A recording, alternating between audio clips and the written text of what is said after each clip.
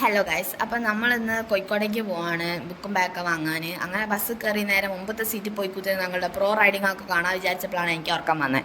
അങ്ങനെ ബാഗത്തെ ഏതോ ഒരു സീറ്റിൽ പോയി കുത്തിരുന്ന് നല്ലോണം കിടന്നങ്ങ് ഉറങ്ങി. എണീറ്റാലും ഞങ്ങൾ കോഴിക്കോടെത്തി. കോഴിക്കോടിന് ഏതോ ഒരു സ്റ്റേഷനറിയിൽ നിന്ന് വേണ്ട സാധനങ്ങളൊക്കെ വാങ്ങി പാരഗണിൽ പോയി. പക്ഷെ ഒരു കാര്യമില്ലാണ്ടായിപ്പോൾ, കാരണം അത്രയും തിരക്കേനു.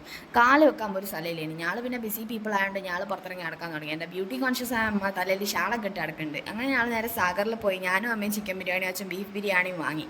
അടിപൊളി ടേസ്റ്റിന് ബിരിയാണിക്ക്. പിന്നെ ഞങ്ങൾ നേരെ ബസ് കയറി ഒരു കടലക്ക മുട്ടായൊക്കെ തിന്ന് ബസ് കയറിയാൻ തുടങ്ങിയതാ ചിങ്കോളെ ക്യൂട്ട്നെസ് ഇടല്. അതൊക്കെ കണ്ട് ഞങ്ങൾ പേരാമ്പ്ര കുറച്ചും കൂടി സാധനം വാങ്ങാനുണ്ട്. ബഡാ ബസാറിൽ പോയിട്ട് ആവശ്യമുള്ള കുറച്ച് അലർച്ചിലർ സാധനങ്ങളൊക്കെ വാങ്ങി, ചെരുപ്പൊക്കെ വാങ്ങി. പിന്നെ ഞങ്ങൾ തിരിച്ചു പോകണം. അന്നേരമാണ് ഞങ്ങൾക്ക് ഓർമ്മ വന്ന മാമൻ്റെ കുരിപ്പിൻ്റെ ബർത്ത്ഡേ ഇന്നേനു.